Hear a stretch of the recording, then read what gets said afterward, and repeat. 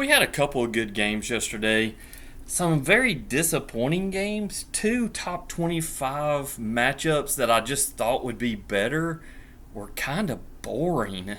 And one of them, I kept going back to a different game that had a ranked versus non ranked team, and it was just more fun to watch. But let's get to our 25 through 12. I'm going to start this week by going with the teams that got knocked out. So Kansas State had beat Arizona last week, and I'm like, okay, maybe they're one of the better teams in the Big 12. I moved them to rank 13th, and then they lay 9 points on BYU and get beat 9-38.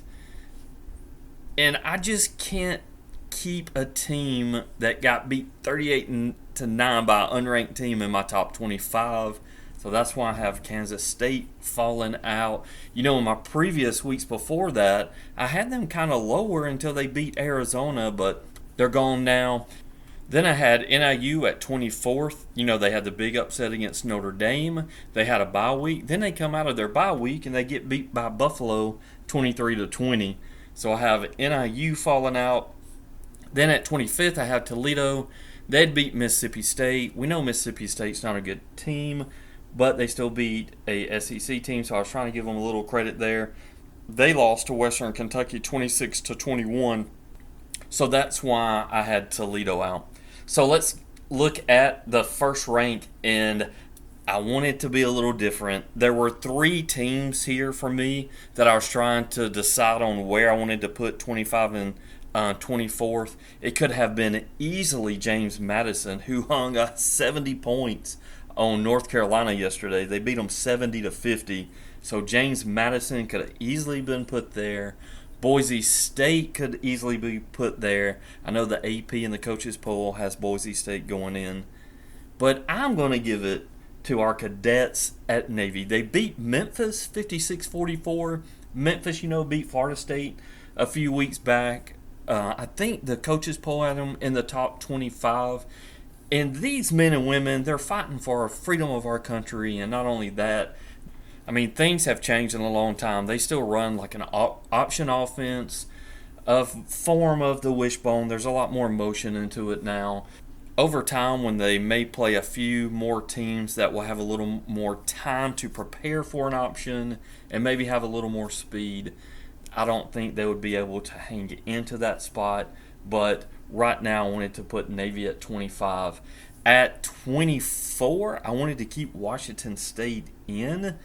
They beat San Jose State 54-52 in two overtimes. I wanted to keep them in my top 25. And then at 23, I have Nebraska. They got beat Friday night by Illinois 31-24 in overtime. I actually thought Nebraska, they had a chance to really win this game. That interception in the end zone where the Illinois cornerback stole it from the wide receiver, that was a huge play for Illinois. That would have been the turning point for Nebraska. I still think Nebraska is a pretty decent team. I think they're going to give a lot of teams in the Big Ten problems, and they're definitely going to have a top 25 season with a bowl game. Moving into the top 25 for me is BYU. I mentioned them earlier. They upset Kansas State. They are undefeated. They definitely won the turnover battle. They were able to get 3 turnovers, which was really huge. But BYU only had 241 yards of offense, only 92 yards of rushing. Kansas State still had 367 yards of offense, but it just wasn't enough. When you know how games in college go, when that momentum starts rolling, you can really just take over a game and the other ones just can't gain any to come back. And that was it. They just didn't play well enough to win. At rank 21, I have Oklahoma State. My pick for the Big 12 for the beginning of the whole season. They got beat by Utah 22-19, and man, this game was tough to watch. Utah definitely has a decent defense. I thought Oklahoma State would just play them better, but Utah controlled the game. Oklahoma State started scoring at the end, but I think Utah will be, with that defense, and then when they get Cam Rising back, they have the better shot of winning the Big 12, and that's why I have Oklahoma State falling to 21. And what's going on with the Big 12? They used to be a lot of offense, and now they can't find anything as it's more defense. It's been very different this year. Moving on, we have another Big 12 team at number 20, Iowa State. They beat Arkansas State 52-7. It's a non-power team. They took care of business. Going to 19, we have Oklahoma losing to Tennessee 25-15, and Oklahoma couldn't find any offense. Like I just said, Oklahoma used to have, God, they had Caleb Williams, they had Dylan Gabriel. They've always had good quarterbacks. When Lincoln left, they've completely lost their offense. We know Venerables is defensive minded, but where's the offense for the Big 12? It's like they went from one extreme to another. Used to, they couldn't find any defense because it was all offense. Now it seems like they got good defense, but now they can't find any offense. They can't find that happy medium. Right now it's either one or the other. But I had Oklahoma falling to 19. And then here was a big upset this weekend. USC at ranked 18th. I have them falling back. They were in my playoff last week. They lost to Michigan 27-24. And it's not only that they lost, it's how they lost. You let Michigan run down your throat. I thought that defense was looking a lot better. It had started showing some life, but Michigan ran it down your throat and ran it down your throat, and then they ran it down your throat some more for 290 yards. And not only that, they only passed for 32 yards. A top 10 team got beat by only allowing somebody to throw for 32 yards. I should have known. I've always said there are three coaches that I can just not put my faith in. Lincoln Riley's one, Brian Kelly's two, and anybody in a Notre Dame shirt that's coaching that's not Lou Holtz. You can't trust them. And that used to be Brian Kelly too. But it seems that Lincoln Riley just cannot win these big games when they need to. Now, is it difficult to go to Michigan and win a game? Don't ask Texas, because Texas went up there and they destroyed them, and that's why I didn't think that Michigan could beat USC. Props to Sharon Moore. He got embarrassed a few weeks ago by Texas, and then he came back and he had this team. Look, he did this against Penn State last year when Harbaugh was out. He ran the ball the whole time in the second half. Now, I'm going to tell you, they cannot keep this up because people will just start loading the box, and you're going to have to learn how to pass. If Orji can pass, let him get those the first team reps, and let him start getting the ability and confidence to throw the ball, because you're going to need it. Or next year, you go get a guy like DJ from Florida that probably is not going to stay at Florida. You go get a quarterback in the portal to help you out, because you've learned how to run the ball, that's thing for sure, and you know how to play defense. So now you just need a quarterback. You had JJ, and that's how you won a championship. That's all you need. But I'm very disappointed. I still like Miller Moss. I'm still on that train. I think he's still a good quarterback, and I'm really going to be on that train next year. But, man, that's a big loss for USC, especially their first game in the Big Ten. Going to 17, I have Clemson. And where's Caleb Klubnik been? Can anybody find him? Well, he's showing up all of a sudden. They beat NC State 59-35. We know NC State's not looking that good, but they needed a statement win. And I'm going to keep harping on this, if Dabo would just get into the portal, man, just get into the portal, you would be winning games. But, man, Klubnik has found the way. And that's good for Clemson, and that's good for the ACC, because Miami's going to need some quality wins to stay high up, even though they would get the bye no matter what in the ACC. But you would still like to see them tested if they can beat Clemson, because it looks like Clemson is the only thing left outside of Louisville in the ACC. There's only two teams in the ACC that could really give Miami any trouble, and I don't think either one of them will. But Miami needs to be tested before they get into the playoff. At 16, Notre Dame beat Miami of Ohio 28-3. Yeah. At 15, LSU beat UCLA 34-17. Man, Brian Kelly, luckily they become a second half team, because in the first half, it's almost like every first half with LSU, they're tied.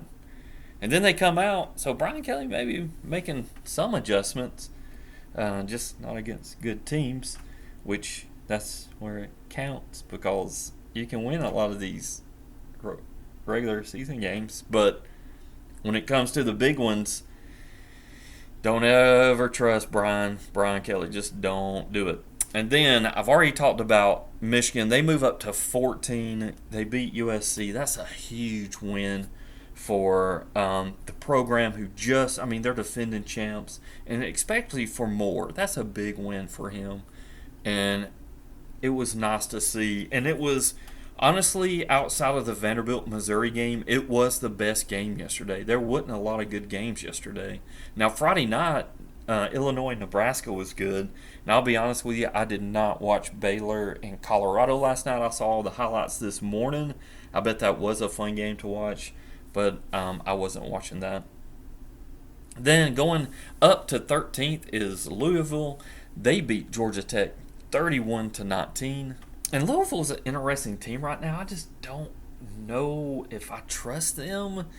I like to put teams that continue to be undefeated to keep moving up in the rankings, but Georgia Tech looked like the better team yesterday, and Louisville couldn't run on Georgia Tech. And Georgia Tech had the one turnover, but Georgia Tech had more first downs. They had more yards. And then they kept the ball. They controlled the clock just a tad more, but they are where they are because they keep winning. But I'm not sure, I'm not sure if I can believe, but they're about to get tested. They go to Notre Dame this weekend, and then they play SMU, and SMU looked pretty good yesterday. So they'll get tested in the next few weeks, and we can kind of figure out where they're actually going to fall.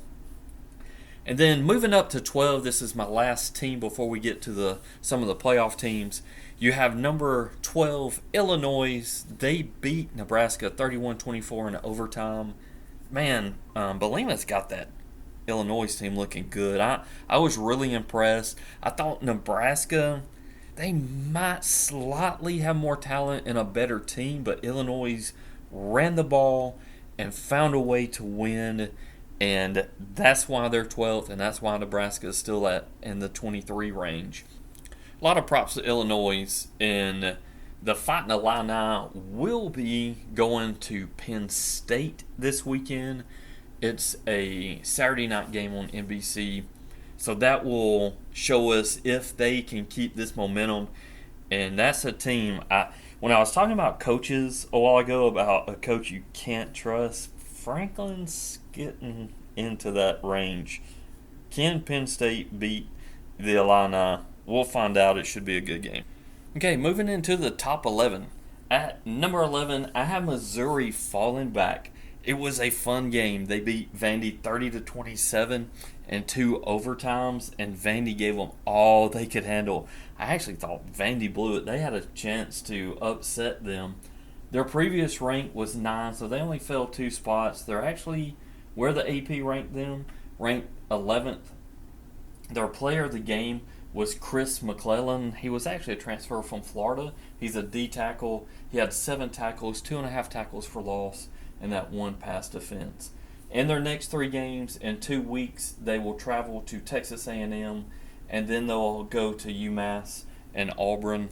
I feel like they're just on the cusp of a upset.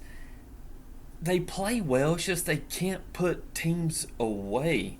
They struggled against Boston College 2 weeks ago, and then, golly, I thought Vandy was going to win that game.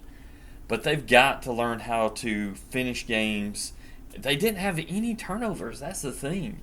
It's just Vandy played that well.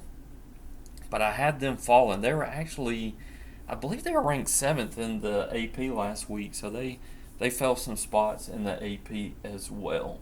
But now in the AP, Texas A&M is ranked. I don't have them ranked. And then they'll have UMass. And then Auburn's just, they're okay right now. They're just not a good team. So we'll see if they can get out on top of Texas A&M and finish the game.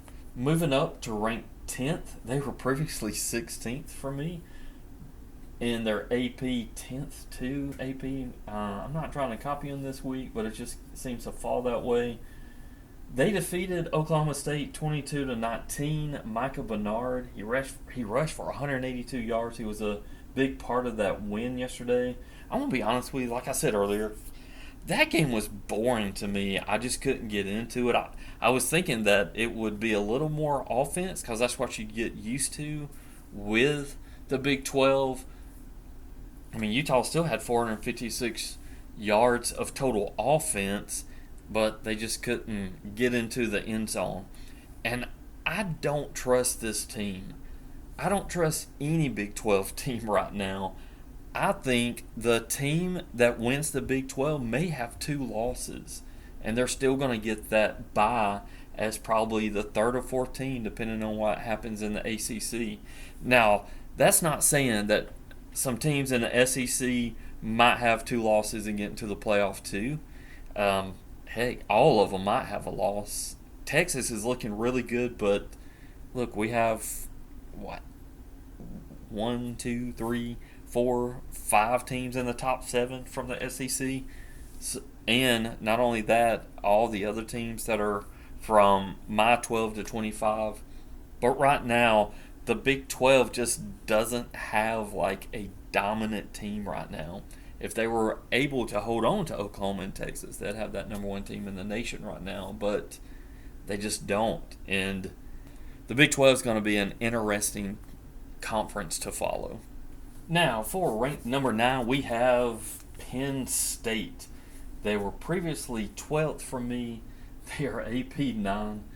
They defeated Kent State 56-0. I've been picking on Drew Aller, so I decided to give him the player of the game for them. 309 passing yards with 3 TDs, and he had 1 rushing TD.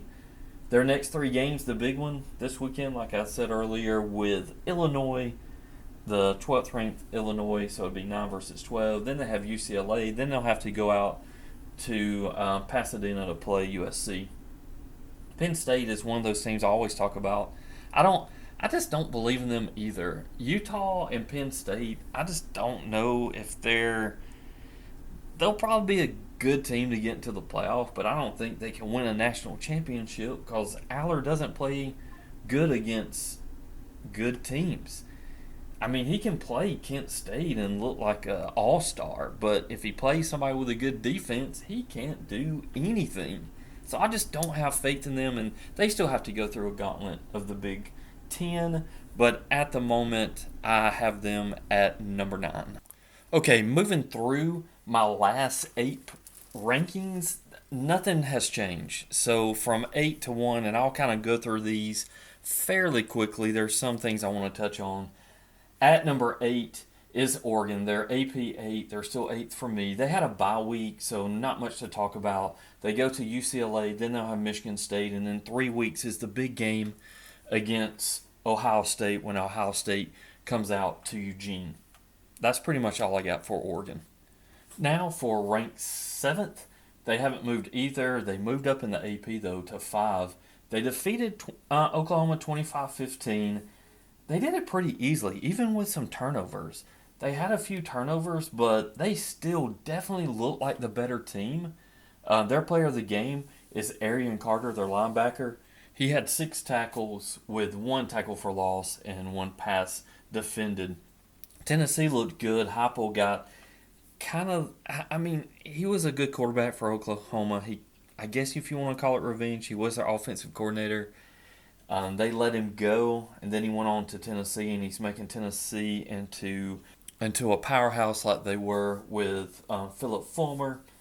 they are looking. I mean, they were the better team. Oklahoma's defense is looking a lot better, but Tennessee is looking very good. In their next three games, in 2 weeks, they go play Arkansas, and then they'll have Florida, and then it's Alabama. And Alabama has a big test this week, but that will be one of Tennessee's biggest games of the season because they only have Alabama and Georgia are the only two remaining ranked teams that they will play. Remaining at number 6, I have Georgia. They're still AP number 2. They had a bye week this week, so no game, not much to talk about at all. And we all know the big game this week. They go to number 3, Alabama, and we will get to see if that Kentucky game was just a fluke because we never play Kentucky well in Kentucky. But I know Kirby will have that team ready, and I'm hoping for a good game considering how some of the top 10 games were this week. Remaining at number 5, I have the Miami Hurricanes. They are AP number 7.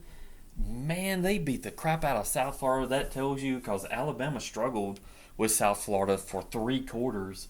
Miami laid it on them 50-15. The player of the game, because I think I'm going to have plenty of time to talk about their offense throughout the season, I gave it to Dylan Joyce. He only had 1 punt, and he made it count. He got it inside the 20. So I gave the player of the game to their punter. Their next 3 games, they have Virginia Tech, at Cal, and then at Louisville. And then Louisville still might be one of the only remaining teams that's going to be ranked for them. So you hope that Louisville will stay ranked to help Miami stay in that top 10. But it really doesn't matter because I think they'll win the ACC. And the other thing is Cam Ward just keeps on looking good. And we'll talk about him later too. At number 4, we have the Ole Miss Rebels. Their AP is 6. They're still 4 with me. They slaughtered Georgia Tech 52-13. Trey Harris had 225 yards receiving and 2 touchdowns. But this is a group of 5 team. So I'm actually surprised they left in Dart so long. But Ole Miss has played 4 straight cupcake games. They have none left for the rest of the season. But we're finally going to have them play some decent teams. They have Kentucky at home, then they go to South Carolina, and then they'll go to LSU. And they finally get into these conference games where they have some teams that can actually be a little more competitive than the first 4 games that they've played this year. But so far, that high-powered offense is looking good, and that improved defense is showing that they can really hold teams. They hadn't given up more than 22 points this whole season. So it's been pretty impressive. But like I said, they hadn't played nobody. So now they'll play Kentucky, and as good as Kentucky played Georgia, we'll see if they'll be able to hang with Ole Miss the same. Staying at number 3 is the Alabama Crimson Tide. They're AP 4th. They had a bye game. They play number 6 Georgia this weekend, a home game for them. I would think that game day would be there this weekend. Then they go to Vandy, and then they have South Carolina. And Vandy and South Carolina is looking much better too. But the big game is Georgia this weekend, and I'll have plenty to talk about next week. Ohio State remains at number 2. They're AP 3. They defeated Marshall 49-14. Jordan Hancock, their cornerback, had 4 tackles, 1 tackle for loss, and 2 pass defended. And their next 3 games, see, they're in the same thing. They're kind of like Ole Miss. They haven't really played anybody yet. They still have Michigan State and Iowa. I don't think neither of those teams will give them a good game. But like I said earlier with Oregon, they will be going out to Oregon soon. But there's not much to talk about with the game against Marshall. They took care of business like they should. And hopefully we'll have some more meat and good conversation for Ohio State in about 3 weeks. And still, the number 1 team in the nation is your Texas Longhorns. They are my 1, AP 1. They defeated UL Monroe 51-3. Player of the game was Jadon Blue, their running back, had 124 yards rushing and 3 touchdowns. Their next 3 games, they have Mississippi State. Then they'll get a bye week. They'll head out to Dallas to play that Red River Shootout. or Showdown, I think now. And then they'll have Georgia. So in the next 3 weeks, Mississippi State should be an easy game. But after that, they should start looking really good. Ewers will probably be healthy by then. It doesn't matter because they have a Manning kid behind them, as you know, who is playing well. So Texas is ready and loaded to take on anyone, and I think they're going to kill Oklahoma too. But that's just a prediction from me, and then Georgia we'll see. Okay, it's time to look at our 12-team playoff.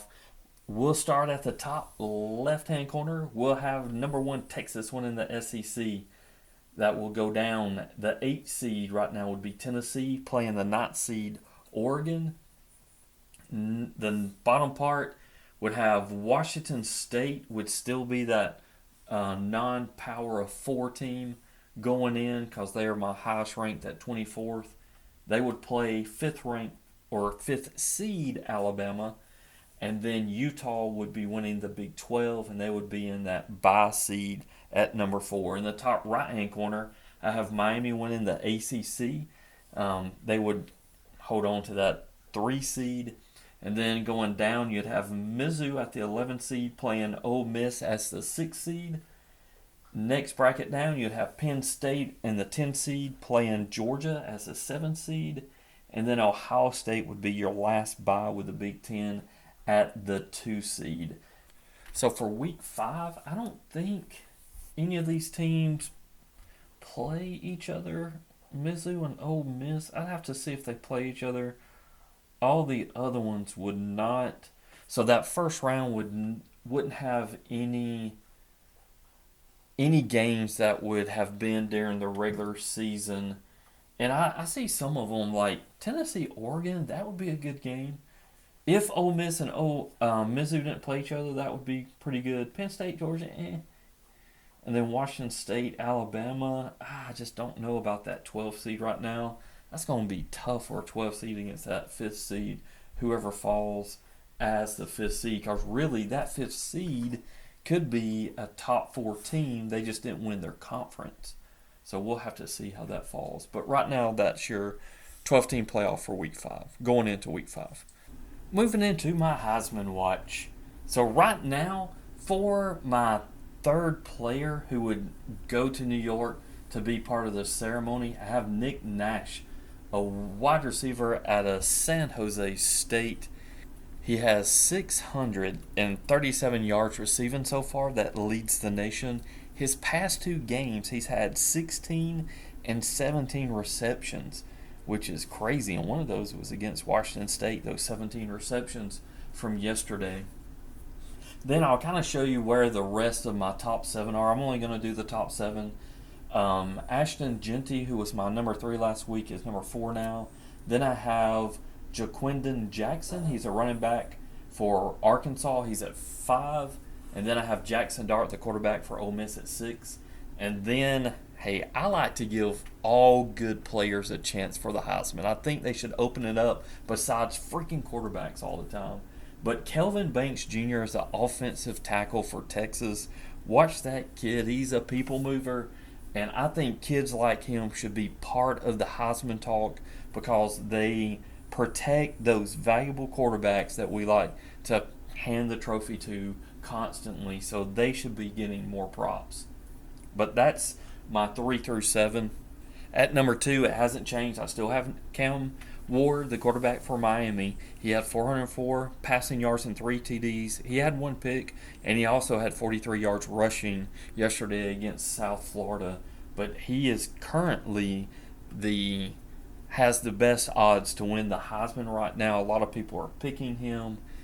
But that's not my pick right now. I'm still sticking with Travis Hunter. The kid keeps producing. He had 7 receptions for 130 yards yesterday, no TDs, but he still had 3 tackles on the other side. Colorado, I agree with Feinbaum what he said this morning. They're an exciting team to watch. I went back and watched parts of the game after watching the highlights. They are a fun team. Travis Hunter, as many plays as he's playing, he should be getting more recognition. So I was looking at the odds this morning. He has plus 3,000 odds But this, man, come on, people. Arch Manning, who has played a game and a quarter, has 1,600 odds. Like, what the hell?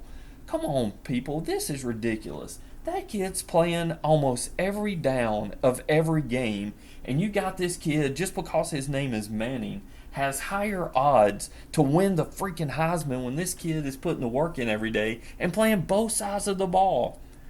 Open your eyes, AP. Open your eyes, media. This is why I know I'm just a Joe Smo from Georgia, but we need to look at things differently. It's supposed to be the best player in college. Like I've said, not the best quarterback on the best team. Okay, I've said my piece this week on the Heisman, but I really wish they would kind of look at something more than quarterbacks. If you go look at the odds, it's all quarterbacks almost. It's just frustrating. Well, as always, thank you for listening to Spider Red. I wish I had time to do more videos. Right now, I'm only able to knock out the top 25.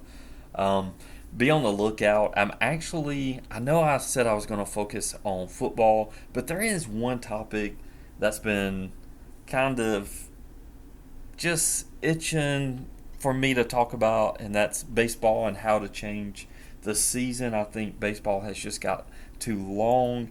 There's too many people that doesn't have the attention span to watch baseball. In their season, it is pretty ridiculously long, and I have some ideas on how to change that. Anyway, find someone to watch a football game with. Tell somebody you love them. Later.